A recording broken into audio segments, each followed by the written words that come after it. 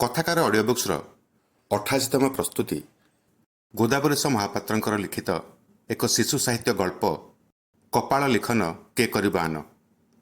ଲେଖକଙ୍କ ଜନ୍ମ 1898 ମସିହାରେ ଖୋର୍ଦ୍ଧା ଜିଲ୍ଲାର ବାଣପୁର ନିକଟସ୍ଥ କୁମାରଙ୍ଗ ଶାସନର ହୋଇଥିଲା। ସେ ଥିଲେ ସତ୍ୟବାଦୀ ଯୁଗର ରୀତିନୀତି ଚିନ୍ତା ଚେତନା ଦ୍ୱାରା ପ୍ରଭାବିତ ଜଣେ କବି, ଗାଳ୍ପିକ, ଦକ୍ଷ ସାମ୍ବାଦିକ ଓ ଔପନ୍ୟାସିକ। ତାଙ୍କ ପିଲାବେଳ ସତ୍ୟବାଦୀ ବନବିଦ୍ୟାଳୟରେ କଟିଥିଲା। ସ୍ୱାଧୀନ ଚେତନା ଓ ବ୍ୟଙ୍ଗ ସାହିତ୍ୟରେ ସେ ଥିଲେ ଜଣେ ଗାଳ୍ପିକ।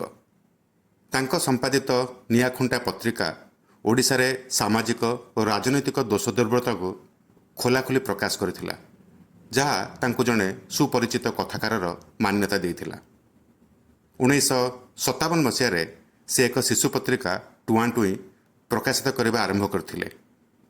ସେ ଦୀର୍ଘ 50 ବର୍ଷ ଧରି ସାହିତ୍ୟ ସାଧନା ସହିତ ଜଡ଼ିତ ଥିଲେ।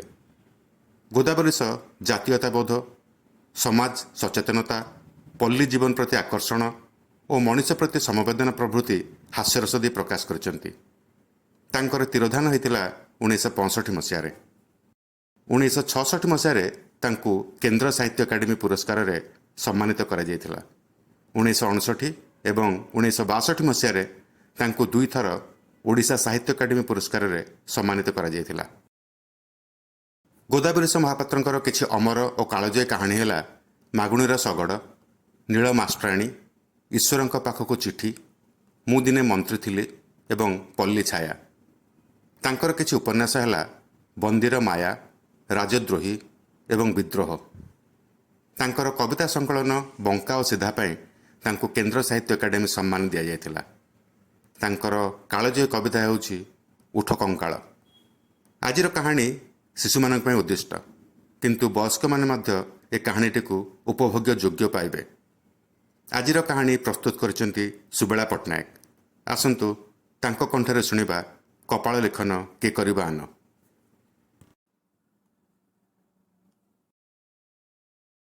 ଗୋଟାଏ ଭାରି ଦୁଃଖୀ ଲୋକଟାଏ ଥାଏ। ତାର କେହି ପିଲାପିଲି ନଥାନ୍ତି। ବହୁତ ଦିନ ପରେ ତାର ଗୋଟେ ପୁଅ ଜନ୍ମ ହେଲା। ପିଲାଟି ଭଲ ରାଶି ନକ୍ଷତ୍ରରେ ବି ଜନ୍ମ ହେଲା। ଜ୍ୟୋତିଷ ହାତ ଦେଖି କହିଲା 14 ବର୍ଷ ବୟସ ହେଲେ ସିଏ ରାଜା ଝିଅକୁ ବିବାହ ହେବ। ଏମିତି କେତେ ଦିନ ଚାଲିଗଲା। ଦିନେ କ'ଣ ହେଇଛି ନା, ରାଜା ଲୁଚିକରି ସେଇ ଗାଁକୁ ଆସିଛନ୍ତି ଦେଖିବାକୁ। ଗାଁର ହାଲଚାଲ କ'ଣ ବୋଲି ପଚାରିଲାରୁ ସମସ୍ତେ କହିଲେ, ଆମ ଗାଁରେ ଗୋଟେ ପିଲା ଜନ୍ମ ହେଇଛି ଯେ ଜ୍ୟୋତିଷ ହାତ ଦେଖି କହିଛି 14 ବର୍ଷ ବୟସ ହେଲେ କୁଆଡ଼େ ସେ ପିଲାଟି ରାଜାଙ୍କ ଝିଅକୁ ବିବାହ ହେବ। ରାଜା ଏକଥା ଶୁଣି ପିଲା ଉପରେ ମନେ ମନେ ଭାରି ଖପା ହେଲେ ତା ବାପାକୁ ଯାଇ କହିଲେ, ତମ ପୁଅ ଟିକେ ଆମକୁ ଦିଅ। ବାପ ଭାରି ଅମଙ୍ଗ ହେଲାରୁ ରାଜା କେତେ ଟଙ୍କା ସୁନା ଯାଚିଲେ। ସିଏ ତ ବଡ଼ ଦୁଃଖୀ, 3 ଦିନରେ ଓଳିଏ ଚୁଲି ଜଳେ କି ନାହିଁ। ଟଙ୍କା ସୁନା ଦେଖି ତାର ସେଥିରେ ଭାରି ଲୋଭ ବଳିଲା। ପଛକୁ ପୁଅଟିକି ଦେଇଦେବାକୁ ହଁ କଲା। ରାଜା ପିଲାଟିକୁ ନେଇ ଗୋଟିଏ ସିନ୍ଦୁକ ଭିତରେ ପୂରେଇ ନଈରେ ଭସେଇ ଦେଲେ। ମନେ ମନେ ଭାରି ଆନନ୍ଦ। କହିଲେ, ଟୋକା ମୁଁ ଜେମାର ହାତ ଧରିବୁ। ଏଣେ କ'ଣ ହେଇଛି ନା, ସିନ୍ଦୁକଟି ଭାସି ଭାସି ଯାଇ ଠାଏ କୂଳରେ ଲାଗିଲା। ସେଠି ଗଉଡ଼ ଗାଈ ଚରଉଥିଲା। ସିନ୍ଦୁକଟି ଦେଖି ଆସି ଫିଟେଇ ଦେଲା। ଦେଖେ ତ କ'ଣ, ଦିବ୍ୟ ସୁନ୍ଦର ପିଲାଟିଏ ଶୋଇଛି। ତାର ତ ପୁଅ ଝିଅ କେହି ନଥିଲେ। ପିଲାଟିକୁ ନେଇ ପୁଅ ପରି ପାଳିଲା। ୟା ଭିତରେ 13 ବର୍ଷ ବିତିଗଲା। ଦିନେ ରାଜା ବୁଲି ବୁଲି ଆସି ସେଇ ଗଉଡ଼ ଘରେ ପହଞ୍ଚି ଦେଖନ୍ତି ତାର କେଡ଼େ ସୁନ୍ଦର ପୁଅଟିଏ, ସତେ ବା ଗୋଟେ ଚାଉଳରେ ଗଢ଼ା। ସେଉଟି କା ପୁଅ ବୋଲି ପଚାରିଲାରୁ ଗଉଡ଼ କହିଲା, ମଣିମା, ଆଜିକି 13 ବର୍ଷ ତଳେ ମୁଁ ଏ ପିଲାଟିକୁ ନଈରୁ ପାଇଥିଲି। ସିନ୍ଦୁକଟିକ ଭିତରେ ଭାସି ଭାସି ଆସୁଥିଲା। ଦୁଃଖୀକି ତ ଦଇବ ସାହା। ଫିଟେଇ ଦେଖେ ତ ଦିବ୍ୟ ସୁନ୍ଦର ପିଲାଟିଏ। ରାଜା ତ ଚତୁର ଲୋକ, ଏକଥା ଶୁଣିଲା ମାତ୍ରେ ଜାଣିଦେଲେ ଇଏ ସେଇ ପିଲା। କହିଲେ, ଦେଖ, ତୋ ପୁଅକୁ ଆମେ ରାଣୀଙ୍କ ପାଖକୁ ଖଣ୍ଡେ ଚିଟଉ ଦେଇ ପଠେଇଦେବା। ଗଉଡ଼ ତ ଏତେ ଛନ୍ଦ କପଟ ନ ଜାଣେ, ହଁ କରିଦେଲା। ରାଜା ଖଣ୍ଡିଏ ଭାଷା ଲେଖି ପକେଇଲେ।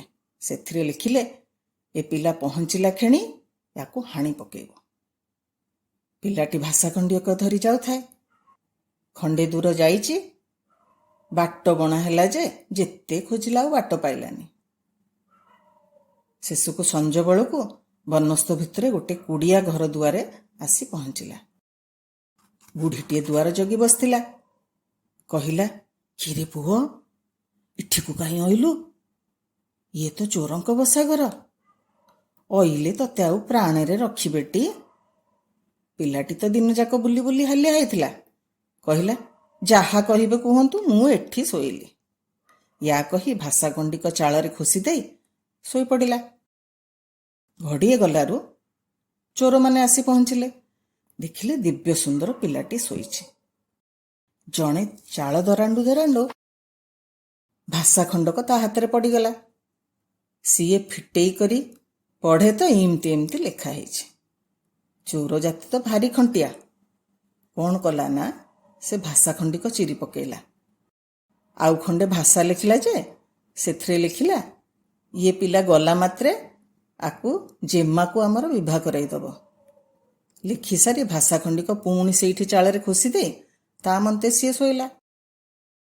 ଆର ଦିନ ସକାଳୁ ପିଲା ଭାଷା ଧରି ଯାଇ ନଅରରେ ରାଣୀଙ୍କ ପାଖରେ ପହଞ୍ଚିଲା। ରାଣୀ ଭାଷା ପଢ଼ି ପିଲା ହାତକୁ ଅପଣା ଜେମାକୁ ଟେକିଦେଲେ। ପିଲା ତ ସାକ୍ଷାତ ରାଜା ପୁଅ। ଜେମା ବି ଏମନ୍ତ ସୁନ୍ଦର ବର ପାଇ ଭାରି ଆନନ୍ଦରେ ରହିଲା। କେତେ ଦିନ ଉତ୍ତାରୁ ରାଜା ଆସି ପହଞ୍ଚି ଦେଖନ୍ତି ଏମିତି ଏମିତି କାଣ୍ଡ। ବିଚାରିଲେ, କପାଳରେ ବିଧାତା ଯାହା ଲେଖିଥାଏ ସେ କଥା ନିଶ୍ଚୟ ହୁଏ। ହେଲେ ତାଙ୍କର ମନ ମାନୁଛି କେତେକେ।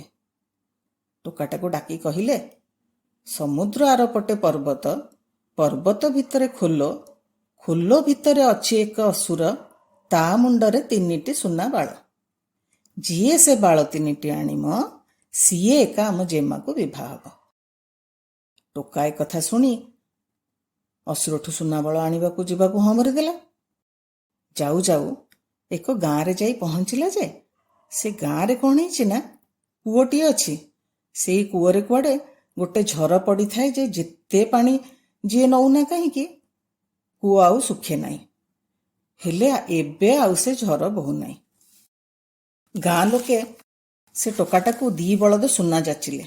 କହିଲେ, ଆମ କୂଅରୁ ଝର କାହିଁକି ମରିଗଲା, କିମିତି ପୁଣି ଫିଟିବ ତାର ଉପାୟ ବତେଇ ଦେଇଯା। ଟୋକା କହିଲା, ଆଚ୍ଛା ମୁଁ ଫେରିଲା ବେଳେ ପଚାରିବ। ୟା କହି ଯାଇ ପୁଣି ଆଉ ଏକ ଗାଁରେ ପହଞ୍ଚିଲା। ସେ ଗାଁରେ କ'ଣ ହେଇଛି ନା, ଗୋଟେ ପଣସ ଗଛ ଅଛି ଯେ ସେଥିରେ ଆଗେ ଫୁଲ ଫଳ ଲେନ୍ଥି ହେଇଯାଉଥିଲା। ଗଛ ଭାଙ୍ଗି ପଡ଼ୁଥିଲା। ହେଲେ ଏବକୁ ଆଉ ପତ୍ର ଟିକେ ବି ଦେଖା ନାହିଁ। କ'ଣ କଲେ ଗଛରେ ଫେରେ ଫଳିବ ବୋଲି ଗାଁ ଲୋକେ ପଚାରିଲାରୁ ଟୋକା କହିଲା, ଆଚ୍ଛା ଫେରିଲା ବେଳେ ପଚାରିବ। ୟା କହି ସେଠୁ ବି ଗଲା। ଯାଉ ଯାଉ ବାଟରେ ପୁଣି ସମୁଦ୍ର ପଡ଼ିଲା। ନାଉରୀ ପଚାରିଲା, କହ ଦେଖି ଭଲା, ମୁଁ ତ ଆସି ବୁଢ଼ା ହେଲି, ନିତି ଏମିତି ନା ବହୁଛି, କ'ଣ କଲେ ମୋ ଦଶା ପାର ପାଇବ? ଆଚ୍ଛା ମୁଁ ଫେରିଲେ ମୋତେ ପଚାରିବ, କହି ଟୋକା ଚାଲିଗଲା। ସମୁଦ୍ର ପାରି ଯାଇ ଏକ ପର୍ବତ ତଳେ ପହଞ୍ଚିଲା। ଦେଖେ ତ ଖୋଲ ଭିତରେ କାହାର ଦିବ୍ୟ ସୁନ୍ଦର ଉଆସଟିଏ। ଗଲାବେଳକୁ ଅସୁର ଯାଇଛି ଚରିବାକୁ। ତା ମା ବସିଥିଲା ଯେ ଏ ପିଲାକୁ ଦେଖି ଜିଭ କାମୁଡ଼ି ପକେଇଲା। କହିଲା, କାହିଁକି ଅଇଲୁ ରେ ପୁଅ? ଅସୁର ଅଇଲେ ତତେ ଟାକୁ କିନା ଗେଳିବ। ପିଲା କହିଲା, ମୁଁ ପରା ସେ ଅସୁର ମୁଣ୍ଡରୁ ସୁନା ବାଳ 3ଟି ନେବି ବୋଲି ଆସିଛି, ନ ଧରିଲେ କ'ଣ ଏଠୁ ଉଠିବି? ବୁଢ଼ୀ ଅସୁରଣୀ ପିଲାକୁ ବସେଇ କହିଲା, ହଉ ବାଳ 3ଟି ଦିଆଇ ଦେବି। ସେଇଠୁ ଏ ପିଲାର ହୁବ ପାଇଗଲା। କହିଲା, ମୋର ଆଉ ଗୋଟେ କଥା ଅଛି, କହିଲୁ ଦେଖି ବୁଢ଼ୀ, ସେ ଗାଁର କୂଅରୁ ଝର କାହିଁକି ଶୁଖିଯାଇଛି? ଆଉ ସେ ଆର ଗାଁରେ ପଣସ ଗଛରେ ଫଳ କାହିଁକି ଧରୁନେଇ? ଆଉ କ'ଣ କଲେ ସେ ନାଉରୀର ଦଶା ମେଣ୍ଟିବ? ବୁଢ଼ୀ ଅସୁରୁଣୀ କହିଲା, ହଉ ରେ ପୁଅ, ମୁଁ ଅସୁର ମୁଣ୍ଡରୁ ବାଳ ଉପାଡ଼ିଲା ବେଳେ ସେ କ'ଣ କହୁଛି ଶୁଣିବୁ। ୟା କହି ପିଲାଟାକୁ ଫୁଙ୍କ ଦେଲା ଯେ ସେ ଗୋଟେ ପିମ୍ପୁଡ଼ି ହେଇଗଲା। ସେଇଠୁ ତାକୁ ଆପଣା ଲୁଗା କାନିରେ ଲୁଚେଇ ଦେଇକରି ରଖିଲା। ସଞ୍ଜ ବୁଡ଼ିଲାରୁ ଅସୁର ଆସି ପହଞ୍ଚିଲା। ଘର ଭିତରେ ପଶିଲା କ୍ଷଣି ଖାଲି ଶୁଙ୍ଘ ପକେଇଲା ଆଉ କହିଲା, ମା ଲୋ ମା, ମଣିଷ ମାଂସ ବାସନାରେ ତ ଘର ମହକି ଯାଉଛି। ପଛକୁ ବୁଢ଼ୀ ଅସୁରୁଣୀ ତାକୁ ଗାଳି ଦେବାରୁ ଶୋଇପଡ଼ିଲା। ନିଘୋଡ଼ ନିଦ ଲାଗିଗଲାରୁ ଯେତେବେଳେ ସେ ଘୁଙ୍ଗୁଡ଼ି ମାରିଲା, ବୁଢ଼ୀ ଅସୁରୁଣୀ ଗୋଟେ ସୁନା ବାଳ ଧରି ଉପାଡ଼ି ପକେଇଲା। ଅସୁର ନିଦ ଭାଙ୍ଗିଗଲା। ଗାଳି ଦେଲାରୁ ବୁଢ଼ୀ ଅସୁରୁଣୀ କହିଲା, ଆରେ ପୁଅ, କ'ଣ ସପନ ଦେଖିଲି ଯେ ନିଦ ବାଳରେ ତ ବାଳ ଭିଡ଼ିଦେଲି ସିନା। ସପନ କ'ଣ ଦେଖିଲି କି? ଗୋଟାଏ ଗାଁରେ ଗୋଟେ କୂଅ ଅଛି ଯେ ସେ କୂଅରୁ ଝର ଶୁଖିଯାଇଛି। କାହିଁକି ଏମିତି ହେଇଛି ରେ ପୁଅ? ଅସୁର ନିଦ ବାଳରେ କହିଲା, ଝର ତଳେ ପରା ବେଙ୍ଗ ବସିଛି, ତାକୁ ନ ମାଇଲେ କ'ଣ ଝର ଫିଟିବ? ୟା କହି ଅସୁର ଫେର ଶୋଇପଡ଼ି ଘୁଙ୍ଗୁଡ଼ି ମାରିଲା। ବୁଢ଼ୀ ଅସୁରୁଣୀ ପୁଣି ଧୀରେ କିରି ଯାଇ ଆଉ ଗୋଟେ ବାଳ ଉପାଡ଼ିଲା। ସିଏ ଉଠି ତାକୁ ଭାରି ବକିଲା। ସେ ତହୁଁ ବୁଢ଼ୀ ଅସୁରୁଣୀ କହିଲା, ନିଦ ବାଉଳାରେ ତୋ ମୁଣ୍ଡରେ ହାତ ପଡ଼ିଗଲା ରେ ପୁଅ। ମୁଁ କ'ଣ ସପନ ଦେଖିଲି କି? ଗୋଟାଏ ଗାଁରେ ଗୋଟେ ପଣସ ଗଛ ଅଛି ଯେ ସେଥିରେ ଆଗେ ଫୁଲ ଫଳ ନେନ୍ତି ହେଉଥିଲା। ଏବେ ଆଉ ସେ ଗଛରେ ପତ୍ରଟିଏ ସୁଦ୍ଧା ହଉନାହିଁ। କାହିଁକି ଏମିତି ହେଲା କହିଲୁ ରେ ପୁଅ? ଅସୁର କହିଲା, ଚେର ଯାକ ତ ମୂଷା କାଟି ପକଉଛି, ତାକୁ ନ ମାରିଦେଲେ କେମିତି ଫଳିବ? ୟା କହି ପୁଣି ଶୋଇପଡ଼ିଲାରୁ ବୁଢ଼ୀ ଅସୁରୁଣୀ ଆଉ ଗୋଟେ ବାଳ ଉପାଡ଼ିଥିଲା। ଏଥର ଅସୁର ରାଗରେ ଠିଆ ହେଇ ପଡ଼ିଲା ଆଉ ଭାରି ଗର୍ଜନ ତର୍ଜନ କଲା। ପଛକୁ ବୁଢ଼ୀ ବୁଝେଇଲାରୁ ବୁଝିଗଲା। ସେଠୁ ବୁଢ଼ୀ କହିଲା, କ'ଣ ହେଲା ନା, ମୁଁ ପୁଣି ସପନ ଦେଖିଲି ରେ। ସମୁଦ୍ର ଏପାଖରୁ ସେପାଖ ଗୋଟେ ନାଉରୀ ନିତି ନାଆ ବହୁଛି। ତାକୁ କ'ଣ କିଏ ସେଠି ମନ୍ତ୍ର କରି ରଖିଛି? ଅସୁର କହିଲା, ସିଏ ଏକ ଓଲୁ, ଏତେ ଲୋକଙ୍କୁ ତ ବୋହିକି କରି ନେଇଯାଉଛି, ଜଣଙ୍କ ହାତକୁ କାତ ବଢ଼େଇ ଦେଲେ ଯାଆନ୍ତା। ୟା କହି ଅସୁର ନିଘୋଡ଼ ନିଦରେ ଶୋଇଲା ଯେ ତା ଆର ଦିନ ବେଳ ପହରକେ ଯାଇ ଉଠିଲା। ଏ ପିଲା ଏଣେ ଅସୁରୁଣୀଠୁ ସୁନାବଳ 3ଟି ଯାକ ଘିନି ଆସି ସମୁଦ୍ର କୂଳରେ ପହଞ୍ଚିଗଲା। ନାଉରୀ ପାରି କରି ସାରିଲାରୁ କହିଲା, ତୁ ତ ଏତେ ଲୋକଙ୍କୁ ପାରି କରୁଛୁ, ଜଣଙ୍କ ହାତକୁ କାତ ଧରେଇ ଦେଲେ ତ ତୋ ଦଶା ମେଣ୍ଟିଯିବ। ତହୁଁ ସେ ଗାଁକୁ ଆସିଲାରୁ ଲୋକେ ପଣସ ଗଛ କଥା ପଚାରିଲେ। ସେ କହିଲା, ମୂଳ ତ ମୂଷା କାଟି ପକଉଛି, ତାକୁ ମାରିଦିଅ। ସେ ଗାଁରୁ ଟଙ୍କା ଟୋକର ଧରି ଆସି ଆର ଗାଁରେ ପହଞ୍ଚିଗଲା। ଲୋକେ ସେଇମିତି ତାଙ୍କ କୂଅରୁ ଝର ଶୁଖିଯିବାର ତଥ୍ୟ ପଚାରିଲେ। ସିଏ ଉପାୟ ବତେଇ ଦେଇ 2 ବଳଦ ସୁନା ଆସରପି ଧରି ଆଇଲା। ଘରକୁ ଆସି ରାଜାଙ୍କୁ ସୁନାବାଳ 3ଟି ଭେଟି ଦେଇଦେଲା। ରାଜା ଟୋକାର ସାହସ ଦେଖି ଆଚମ୍ବିତ ହେଲେ, ତା ହାତକୁ ଜେମାକୁ ଟେକିଦେଲେ। ଆଉ ପିଲା ଯେଉଁ ଟଙ୍କା ସୁନା ଆଣିଥିଲା ତାକୁ ଦେଖି ତାଙ୍କର ଭାରି ଲୋଭ ବଳିଲା। କୋଉଠୁ ଆଣିଛୁ ବୋଲି ପଚାରିଲାରୁ ସିଏ କହିଲା, ସମୁଦ୍ର ପାରିରେ ଗଦା ହେଇଛି, ଗଲେ ଆଣିମ ଯେତେ ଇଚ୍ଛା। ରାଜା ଯାଇ ସମୁଦ୍ର କୂଳରେ ପହଞ୍ଚି ଡଙ୍ଗାରେ ଗୋଡ଼ ଦେଇଛନ୍ତି କି ନାହିଁ, ନାଉରୀ କାତ ଆଣି ହାତରେ ଧରେଇ ଦେଇ ତା ବାଟରେ ସିଏ ଗଲା। ରାଜା ସେଇ ଦିନଠୁ ନାଁ ବୋହିବାକୁ ଲାଗିଲେ। ପିଲା ଗଦିରେ ବସି ରାଜୁତି କଲା, ମୁଁ ଗଲାରୁ କଥା ନ କହିଲା।